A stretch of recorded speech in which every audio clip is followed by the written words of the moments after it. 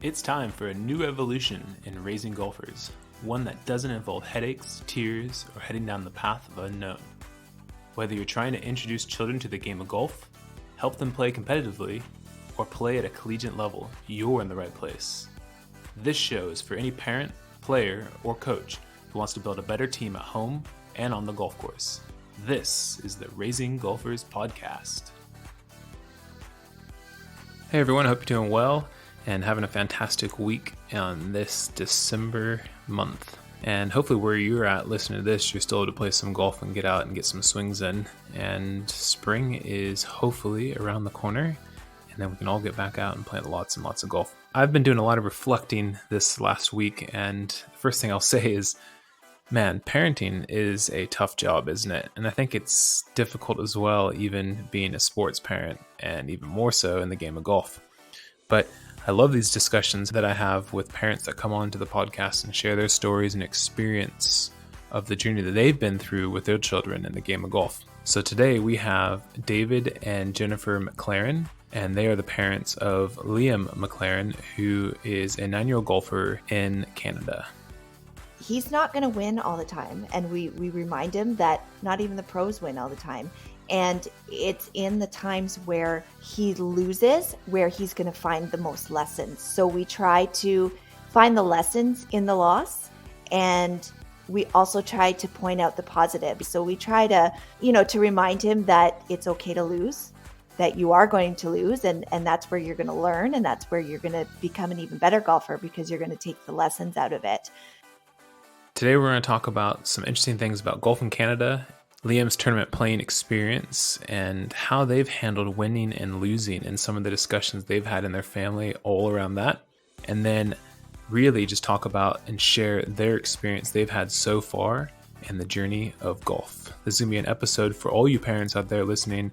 A lot of things you can relate to and things that you can take away after listening to this conversation that we have today. All right. So Jennifer and David, welcome to the Raising Golfers podcast. Thank you. Thank you. Yes, I'm really excited to have you guys here. And these episodes are some of my favorites where I get a chance to talk with parents of golfers, because I am a golf coach, but I am also a parent of 2 young boys. So there's always something that I feel like I can learn. And I know for sure that the listeners of the podcast take a lot away from hearing from parents who've been through this journey of junior golf. So thank you guys for coming on the show. Thanks for having us. Yeah. So why don't you guys tell us a little bit about yourselves and where you're from, and we'll start from there. Sure. I grew up in a town called Newmarket in the province of Ontario in Canada, which is about 40 minutes north of Toronto. Currently, I'm a police officer with the province. I have played golf most of my life. It's been something that my family has kind of passed on to me. My grandfather was a big golfer. I wouldn't say I'm very good, but do you enjoy it? I do enjoy it. I wish I could get out more and all that kind of stuff for myself. But no, I've been probably playing since a young teenager. I would say I shoot usually in the mid 80s to high 80s. That would be my normal golf. I would say that's considered to be on the better end of golf when you talk about the masses, Well, there you go. I appreciate that. Thank you for that. I appreciate it. Of course. We'll tell Liam that too. Yeah, for sure. Jennifer, why don't you tell us about yourself as well? I grew up in just about 40 minutes to an hour north of Toronto as well. And I do not play golf at all. My dad was an avid golfer, and I went out a few times with him on the driving range, and he took me out on the course, but it wasn't something that I ever really had a knack for. So I always watched it with him on TV, but I never had a huge interest in it. And so I was a dancer. So I was more on the artsy side of things. And I work now I'm trained as a paramedic. I work with a family physician in Newmarket. So yeah, that's pretty much me. And now I've turned into a golf mom. I always thought that I was good. Yeah, I always thought I was going to be a hockey mom. Everyone said when we had boys, it was going to be hockey. But we learned very early in Liam's life that we were going to be hockey parents instead. So that's what we do. Oh, very cool. Yeah. Hmm. I'm very curious about golf in Canada because I haven't had the pleasure to play golf in Canada, and I know there's so many beautiful golf courses up there. But I know depending on where you live in Canada, the season length is a little bit different. So could Yeah. you guys share a little bit of that with me as well? Because I'm very curious about that. Well, we just a couple of days ago had about 4 inches of snow here. So most of the golf courses are closed. I would say by the 31st of October normally Okay. in our area. However, and I'm assuming with some of the changes in weather and whatnot, tends to sometimes we've had a beautiful spell last week of really good weather where we were in Celsius. Sorry, but we were almost 20 degrees Celsius. I'm not sure what that is exactly in Fahrenheit, probably 80 or something around that. And Right. yeah, so they open up for a couple of days and then they close.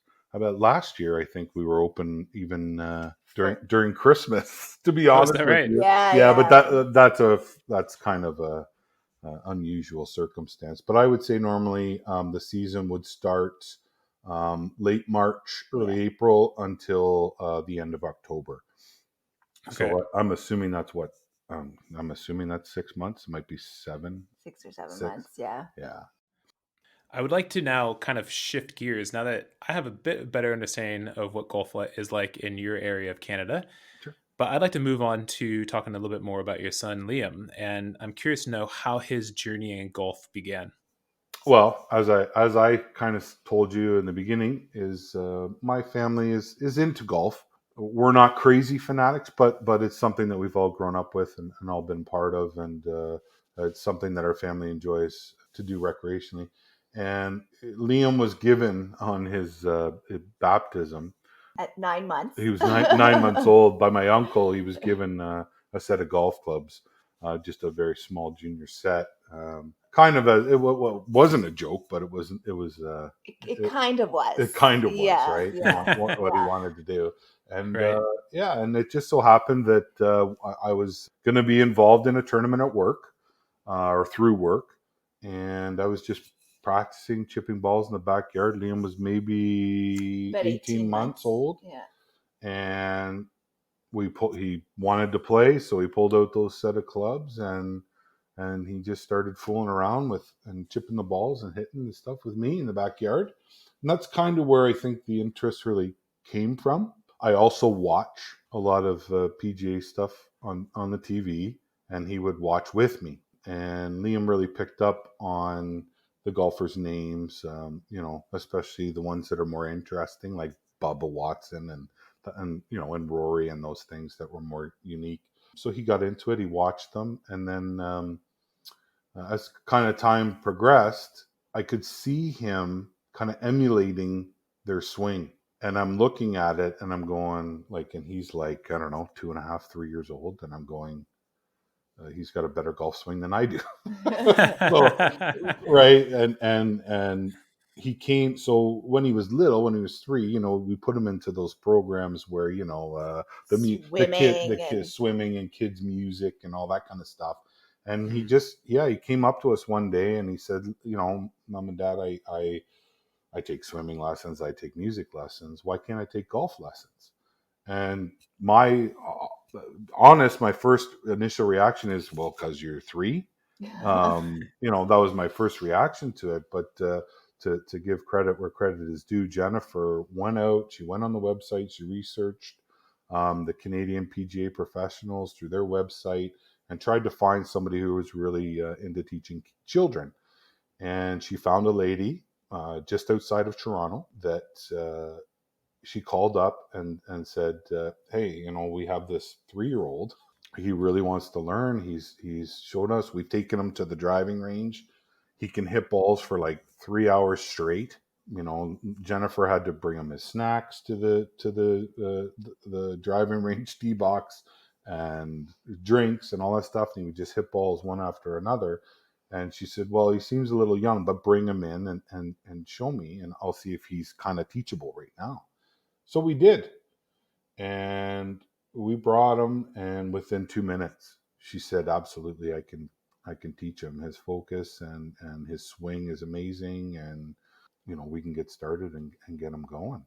His attention span seems to be really good with the golf. She seemed very pleased and surprised with that, and kind of the rest is history. He started taking lessons with this lady, and yeah, he's been improving ever since. So I've got a question for you guys. sure. So when he did start taking lessons at age 3, because it's actually becoming more and more popular to have junior golf programs for kids of that age. And I don't know what his program was like. So I'm curious to know at that point, what exactly was he doing in the classes with this instructor? So her name is Donna, the instructor. Donna Norman. Yeah, Donna Yeah. Norman out of Richmond Hill, and she built a good relationship with Liam. She really talked to him about the basics of just swinging the club. Having fun was a huge thing, and it still is. That seems to be the biggest thing that all the instructors are pushing for the kids, which is great. And I mean, he did all kinds of different things.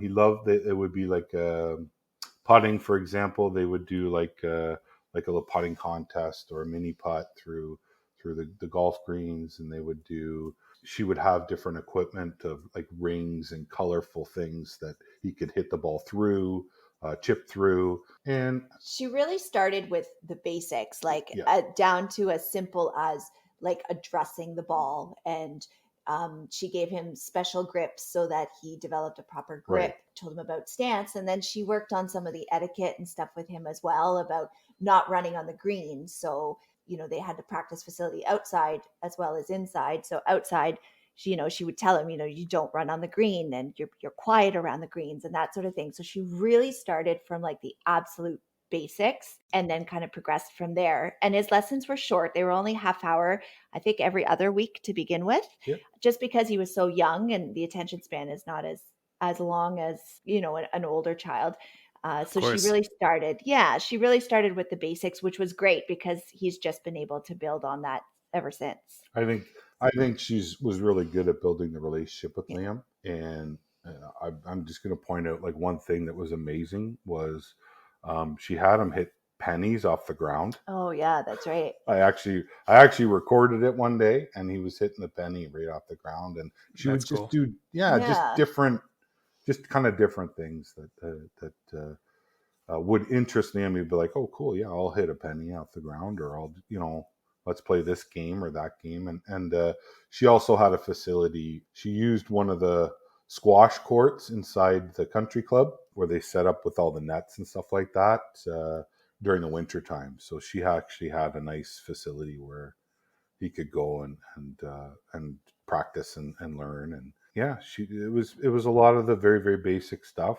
The one activity that she had as to go down to like you're aiming at a target. So she had the target up on the wall, and instead of hitting balls to it, she would pick up a few balls, and the two of them would throw the Oh, balls underhand to the target, and that was her practice to get him to just aim at a target yeah, learn Mm. distance and learn and distance feel and and all that kind of stuff. yeah, Yep. yeah, and then the arc of the ball and that sort of thing. So that's how like basic she started, which was great. Yeah, and she So took That's you know, and she cool. took him out on the yeah, course. She took him out on the course. They play a hole or two together, and yeah, and kind of experience that, which Liam just loved that. yeah. So The adults loved to see the kids on the course. Like every time he went out, the kids or the adults thought, it was great because this little guy is getting involved in golf, which is not something that you see more now. But when Liam started, it really wasn't as prevalent. No, it's definitely true. I totally agree. Now, was there a point where he joined any group coaching programs? as for the group setting and stuff like that, the golf camps and stuff, I guess he was probably 6 He because was I think 6, that yeah. was the minimum age that they would allow. So we introduced him to my local course out of Newmarket, where there's a young instructor there. His name's Kevin Tarling, and His dad actually plays on the senior tour in Europe. Oh, oh very cool. So yeah, yeah, yeah. yeah, Ken Tarling is It's his name, his yeah. dad is a professional golfer. So he held camps, but they only hold them like maybe 3 weeks out of the 3 summer. weeks out of the summer, yeah. So, and they're half days. I mean, it's good, but I mean, if they had camp every week, I'm sure I could send Liam, no problem.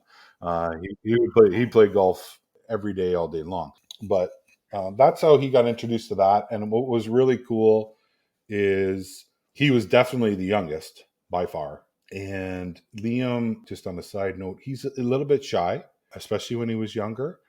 And he wouldn't participate as much in different things, and he's very reserved in that regard.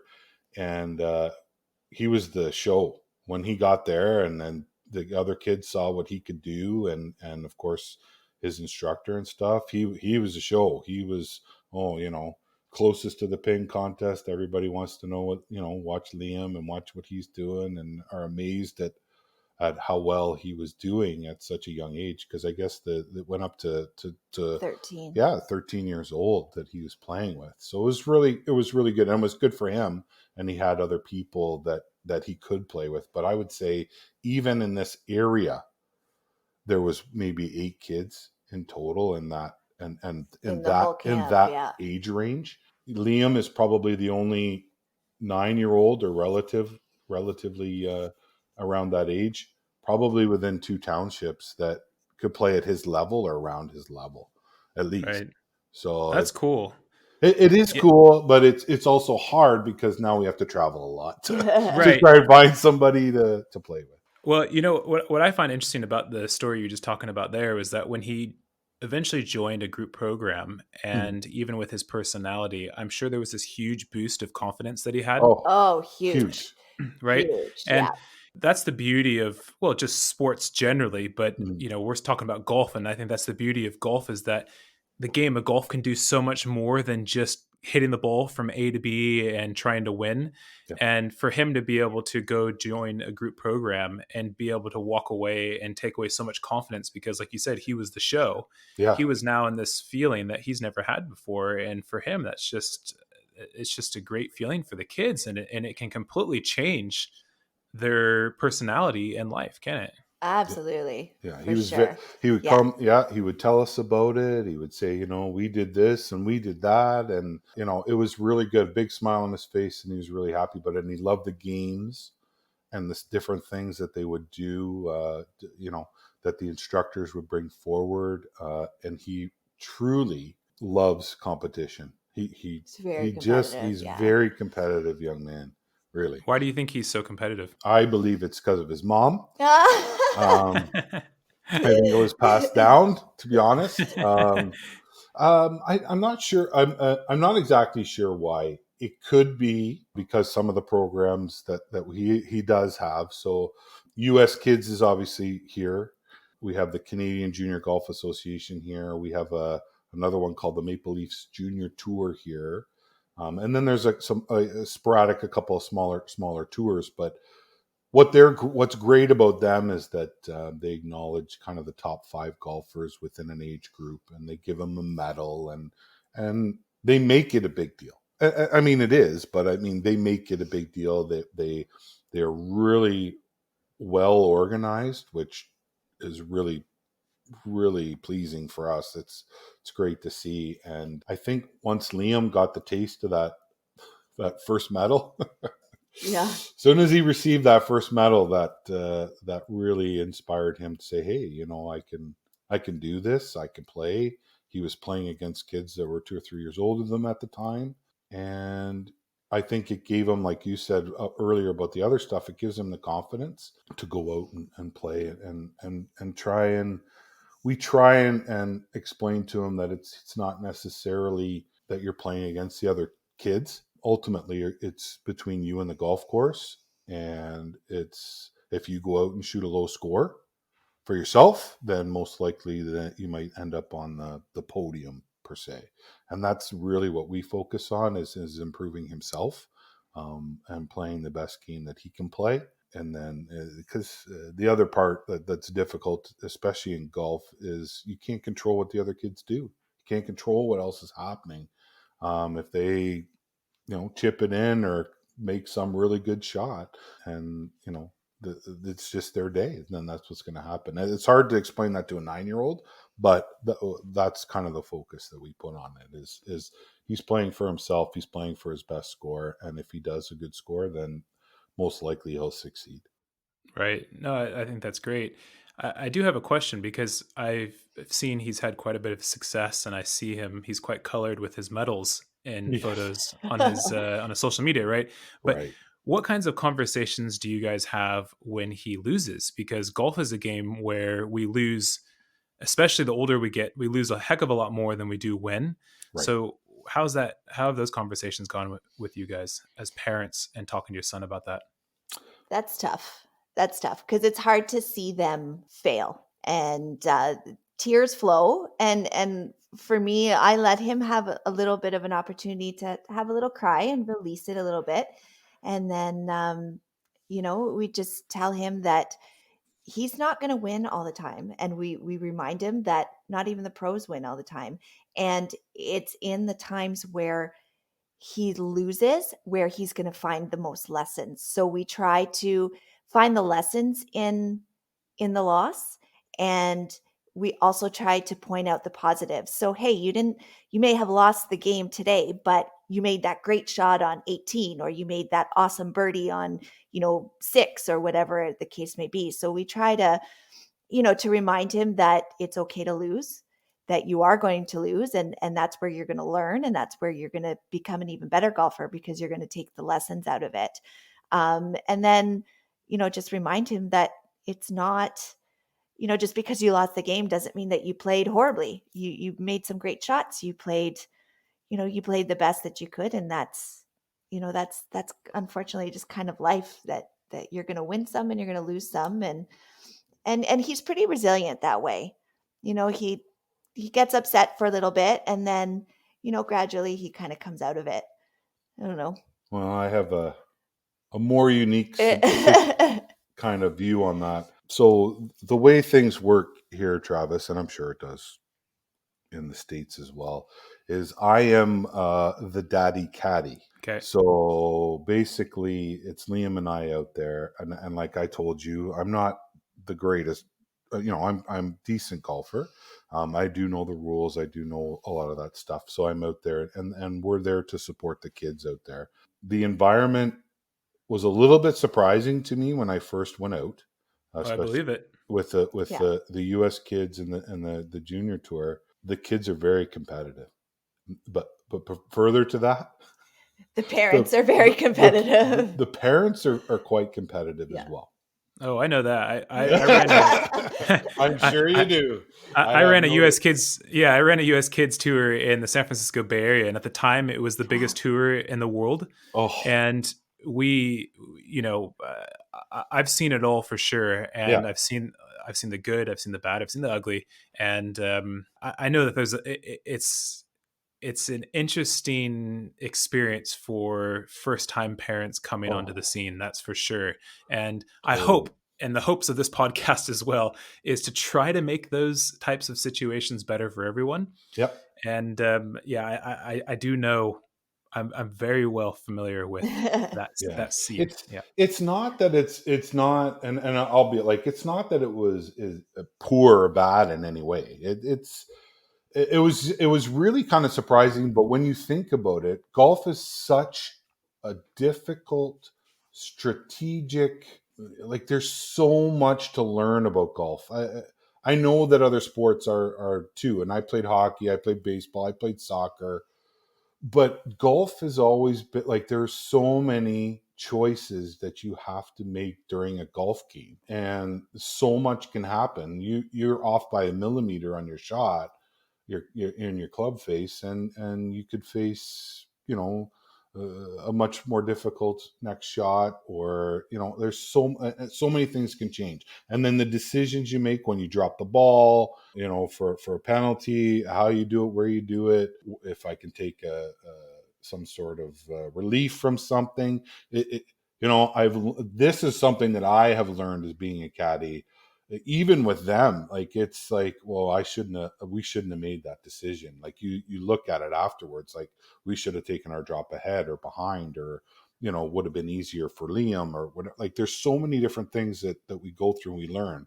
And then being the caddy and trying to go through that with a 9-year-old, I know like you as a pro as well would probably say, hey, try and get the kids to learn more and let them do things on their own, which is great. But some things, the decisions that they'd have to make can be so difficult that they don't understand. So helping them as a caddy and out on the course and helping them with those decisions can have certain costs too, where it's my fault that he missed. I if he asked me to help him read a putt, or if he asked me what club, I'm confused as to what club because of elevation difference, because of this, because of that, and you make a decision as you stated, which I do appreciate, an above average golfer.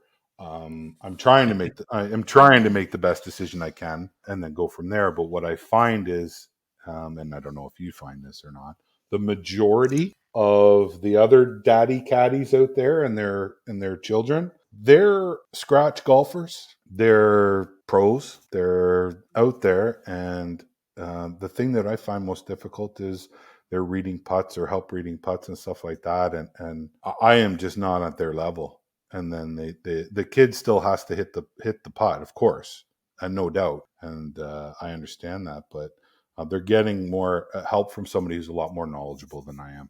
Right. And sometimes that you can see that, and that's a difficult kind of part of it, but we work through it. But with Liam, we always focus on the fun. There's so many variables from an adult perspective of how the golfers and what they do, and they go through their stuff. But we try and focus for him. We just say, you know what, you got to play golf today. That's great. Like, you had a great tournament. You got to see some of your friends.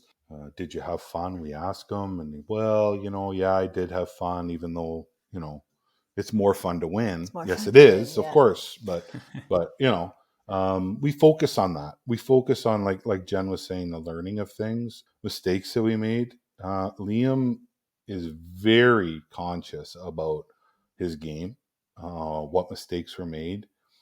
He has no problem calling out his daddy caddy and saying, you made a mistake, or, maybe you picked the wrong club here, or help me in a different way. And I say, okay, well, what should we have done? And we talk about it. And hopefully, and I think it's been him learning what all that means, and that the decisions are not that easy, and that things can change and things can happen so much in a golf.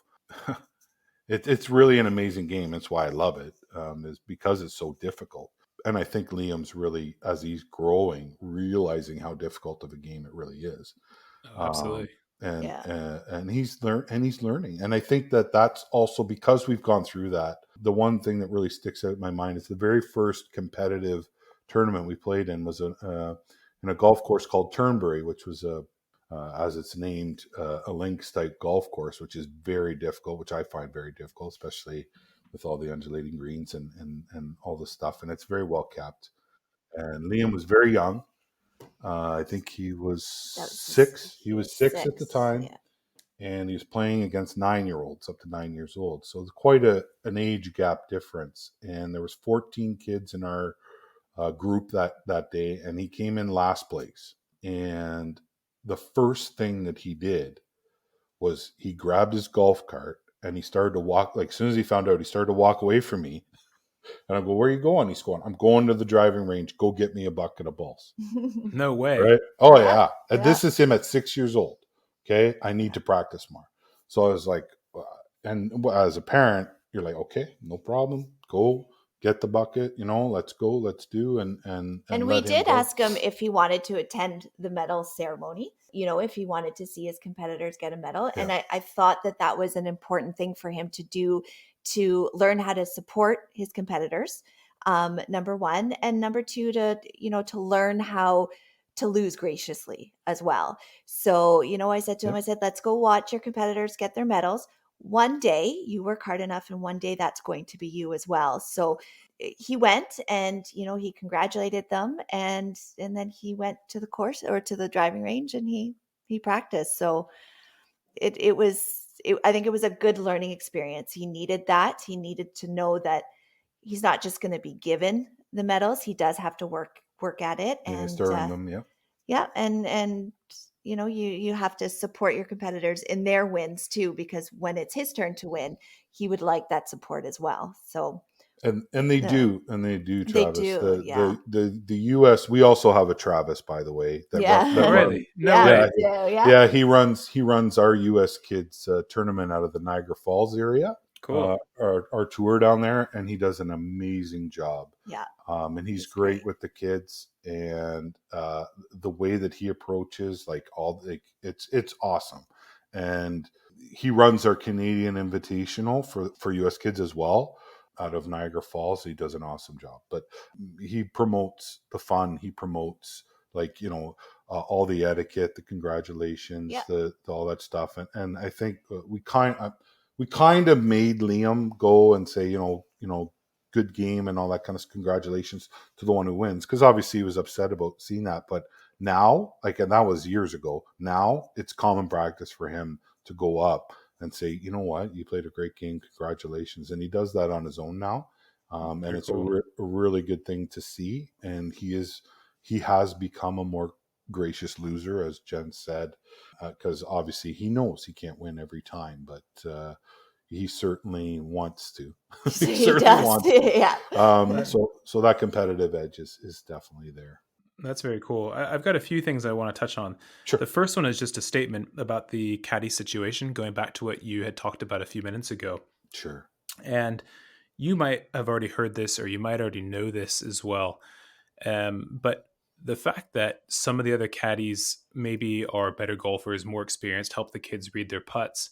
Yeah. I personally think, and this is not just for you, it's also for the listeners out there, is that is good, especially for right now or for that result of today. But if Liam, or let's just say whoever's listening, your kid is reading their own putts or reading their putts more, or your caddy is not as experienced, over time, they're probably going to develop more of their own skills that actually at some point, if you're talking just based on results, there's a good chance that a person like Liam might surpass those other kids because he's had to figure out more on his own, because he hasn't been relying on somebody else so heavily, right? So obviously you're there being the caddy and you're helping him, but I think it's an important thing. And I think that with the caddy situation, I do think that sometimes a caddy who doesn't know so much actually can be more helpful in the long run. So that's just an opinion of mine that I just thought I would put out there. And yeah, I personally think what you're doing is great. So keep up the good work, David. Well, he's definitely a better putter than I am now. I rarely have to read any putts anymore because he's got that, and he's been kind of forced to That's do that. cool. So to your point, yeah, that is definitely something that he's. Oh, for sure. Yeah, I believe it. And then Jennifer, going back to what you talked about, you know, just those conversations that you had with him talking about winning and losing. How did you know at that point with a 6-year-old son to be able to say that to your kid? Because that doesn't necessarily just come from nowhere. I mean, you had to have had some prior experience to know to speak to your child like that. So where did that all come from? I think it came from my mom. I was a dancer, and I was competitive as well. And David is right. I am very competitive as well. And I think that's where Liam gets it. And I had the same kind of attitude he had. I would get very upset when I would lose. And a couple of times, you know, I wanted to just give it up, and that was it. And my mom said the same thing to me. She's like, you know, you're not always going to win. You have to be supportive of those that do, and when it's their time to win. And when it's your time, they're going to be supportive of you. And you have to learn from your mistakes, and you get more out of losing because it's more of a learning experience. When you win, you've done everything right, you've performed at your best, but it's when you don't perform at your best that you learn where your mistakes are. So I think it truly came from just learning that, going through it with my competitive experience, and my mom saying it to me. I love that. Yeah, I think that's so cool. Yeah, I mean, that is very good, because when you were saying that, I'm thinking, you know, this is coming from somebody who has experience, not only winning, but I think even more experience losing. And like you said, I think there's so many more learning points to take away from actually losing than winning. So I just wanted to find out where that came from. Absolutely. And it sounds like from your upbringing and what your mom had said to you really carried over well to your son, which is cool. Absolutely. For sure. For Yeah, sure. one of the other things too that we've been paying more attention to with the social media and all that kind of stuff is Liam's heroes, his Role those models. role models.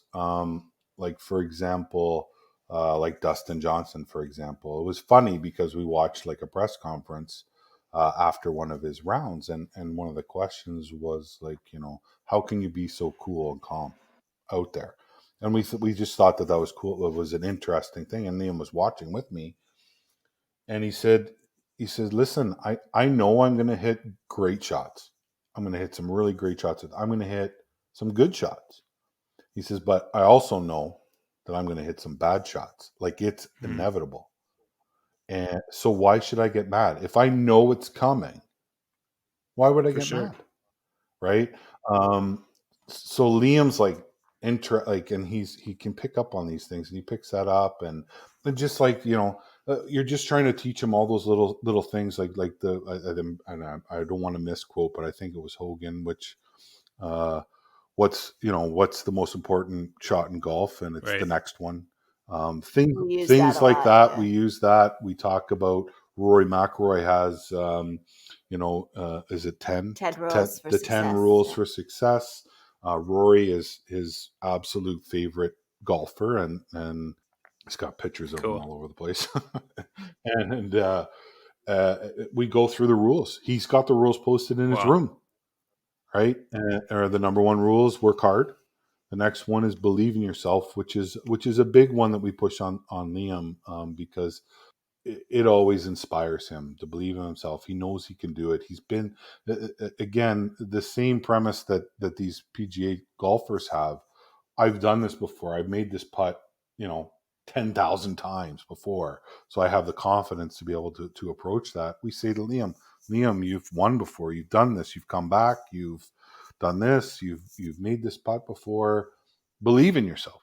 And it really resonates with him, which is great. And so, I mean, if just for my suggestion is, if the whatever kids are out there, and parents are out there, that these professional golfers do a lot for kids now. We can see that. We can see what they provide through the social media, and the different things that they do. They have great advice. They really do. And it shows that they're just regular people. Like, I think a lot of times we put professional athletes at a different level and put them up on a pedestal. And then when you hear them talk or you hear some of their advice, especially to kids, it just makes them seem like they're just like the kid. Like Liam, sometimes in the things that he hears Rory say, he's like, I'm kind of like Rory. I've missed that putt before. So it gives them that next level of reassurance that if this is their goal, is to pursue golf, that it's very much within their reach, the same way it was in Rory's or Dustin's, but that they do have to work at it. So it just brings those athletes down a little bit more to their level, and gives them that confidence. So I think It, it's good. yeah. That's great. That's really good. So, what have you guys learned as golf parents through this process so far? um, It's agonizing. be nice, Jen. Be nice. Um, Tournaments are agonizing. it, It is so difficult to watch them out there at such a young age. And when they're doing well, I mean, you wonder where they come from sometimes. And when they're not doing well, you just want to go out there, like you just want to pass the ropes and get on the green and give them a hug and rescue them. And you can't.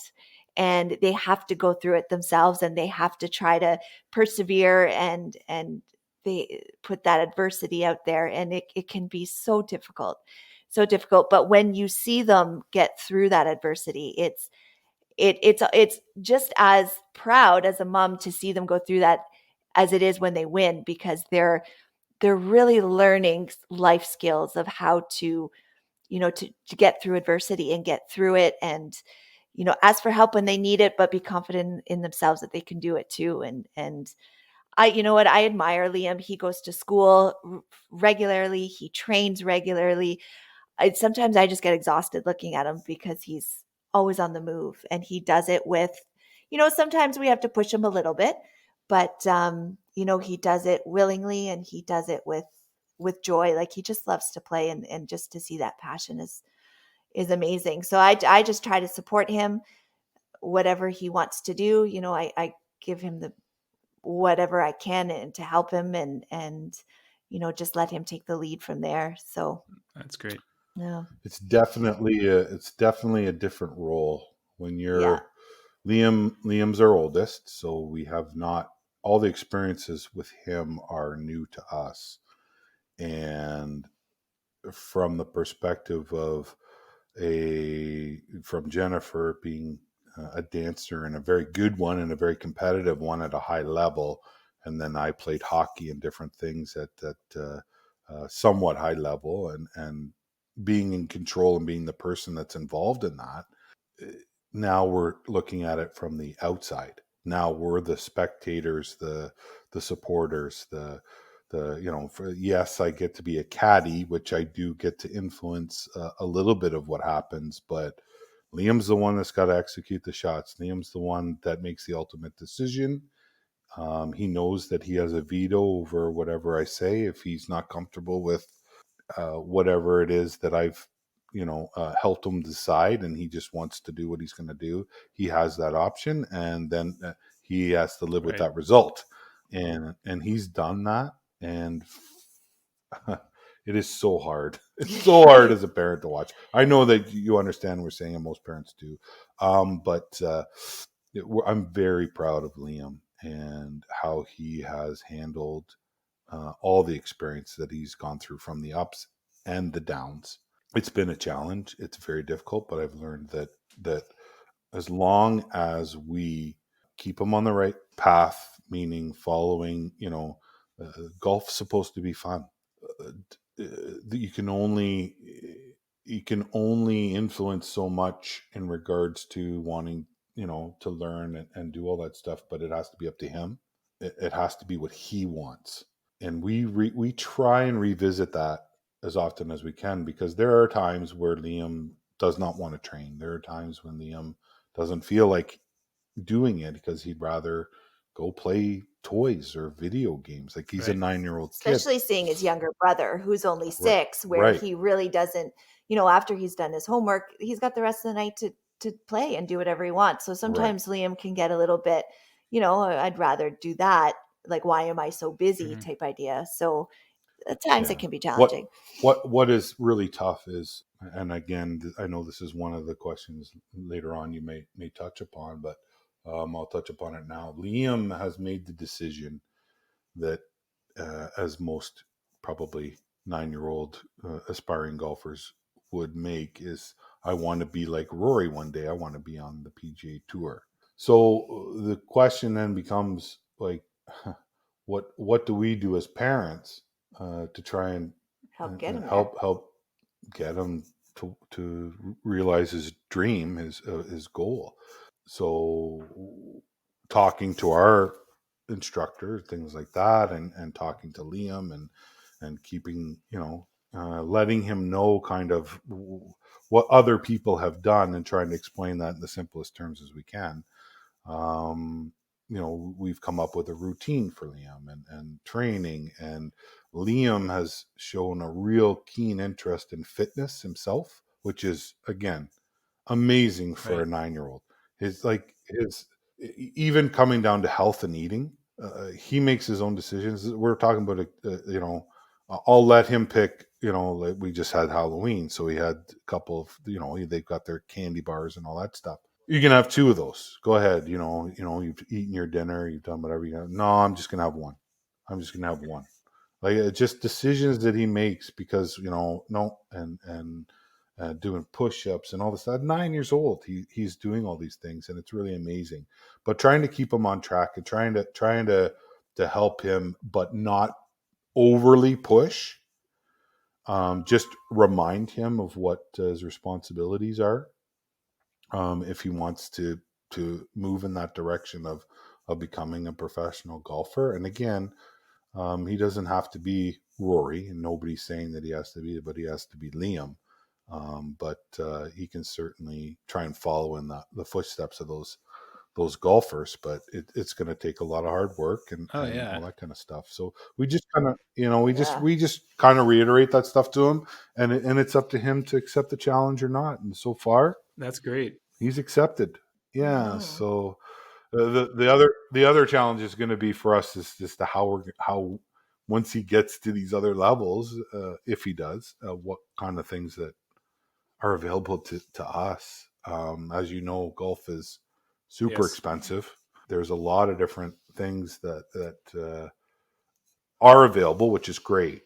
But there are some things that we just can't realize because of our own limitations. So it'll be an interesting road going forward. But I don't know. We'll see. First of all, I wish him and you guys the best of luck with this journey. Thank you. But I'd like to ask a follow-up question to what his aspirations and goals are. Is what is it that your expectations are of him as parents? But basically, my expectation is that he keeps doing what he wants to do, what he loves to do. I think that that's something that both Jennifer and I agree upon. If there's a day that comes where he doesn't like, which I highly doubt this will happen, but that he doesn't like golf anymore, and that he doesn't want to pursue that anymore, that's okay. That's all right with us. We want him to continue to have fun. We hope that golf is a part of his life, forever. But we realize things change over time and all that kind of stuff. But I would just trust. I'd love to see him, maybe get a scholarship somewhere. That would be if you really want to get into my head about a goal, that might be mine. I mean, realistically, the PGA is so hard to get in. It's so difficult. Not that I don't believe in Liam, I do, but that would be a really, really tough road for Liam, and we'll have to see how that goes. But I think that if Liam can really get a lot of fun and play, and maybe take advantage of some of the programs and stuff that are out there because of his passion, because of his skill and hard work, then that would be amazing. I think we would both be so happy that he could accomplish that and be able to do something that he loves. That's very cool. Yeah. I mean, like I said, just looking over parts of his most recent journey that you guys have shared on his Instagram account, it seems like he truly does enjoy what he's doing. And it sounds like after talking with you guys, he does have big goals, big dreams. A lot of kids do. And it sounds like he's already taking some of the small steps to reach those goals, which not every 9-year-old does. And it really sounds like you guys have, as parents, really educated him very well and given him a lot of support and shared a lot of positive knowledge with him, and been at the same time realistic with winning, losing, his expectations so far. And I think a lot of parents listening can take a lot away from what you guys said today, which is awesome. Great. Thank you. Before I let you guys go, because this hour has gone by quickly, if you don't mind, where could people find out more about Liam's journey and follow him? So on Instagram, his title there is Liam_DG_McLaren. And he's also on Twitter at DG McLaren. And then he's also on Facebook as well at Liam DG McLaren. So we're more active on Instagram and Facebook than Twitter, really. But those are his social media avenues. And we post pictures, and we also make sure that we post other things too. So like there's some pictures on his Instagram about Halloween pumpkins that we carved, and some things that we did in the summer to show, because we also like to promote a balance. Like he is only 9, and as much as he is involved in golf, he's got a balance, and he does other things as well. So we like to show, the other side of him, the playful, just kind of kid side of him, with his brother and that sort of thing. So we've got lots of different stuff on his social media accounts.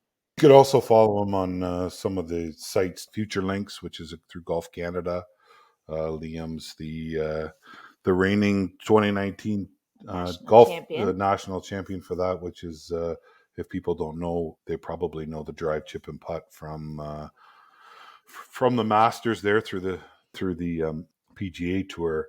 It's the Canadian equivalent of that. So he was in the inaugural group under 9 years old. The first year was 2019, and it was what an awesome experience that was, and we thank all those people from Future Links and Golf Canada for that experience. But he's current reigning champion of that, and that's something we encourage all of the Canadian kids to definitely get involved in, because it was an awesome experience. But anyways, that's just a side note. Awesome. And what would be your guys' final words of inspiration for raising golfers? Honestly, you need to have fun. You need to enjoy what you're doing. You're not going to learn anything. You're not going to improve if you don't truly, first and foremost, love what you're doing, because that's when your creativity is going to spark. That's when your your passion is going to spark, and it's going to push you to do the things you need to do to to succeed and to thrive. So I think, just first and foremost, as parents, just support your kids in a positive way. We're supposed to be their safe place, so when they're upset, we need to be there for them. We need to point out the positives, and then just secondly point out the mistakes, so that they can learn from it. But first and foremost, just be a positive support, have fun, and just enjoy the experience. It goes by so quickly. Liam's been playing, gosh, since he was 3. He's 9 now, so I mean, those years have just flown, and you can get caught up in a lot of different things, and a lot of the competitiveness of it, which is great. But in the end, if the kids don't love what they're doing, you're just pushing them, and I would hate to see anyone being pushed to do something that they don't really truly want to do. I love that. Yeah, I don't think you could have summed it up any better than that. It was awesome talking to you guys. I think you shared so much experience with your journey with your oldest son, Liam. And I think there's a lot that parents listening can take away from what you guys have experienced, been through, and also how you've educated him and raised him along the way. So thank you so much for coming on the Raising Golfers podcast. And again, I wish you guys the best of luck with your future, and hope that you guys continue to play golf for the rest of your lives. Oh, well, thank you for having us. We appreciate it. Thank you, very Travis. much. All right, that was a fun discussion with David and Jennifer about their son Liam and the journey that they have been on all together.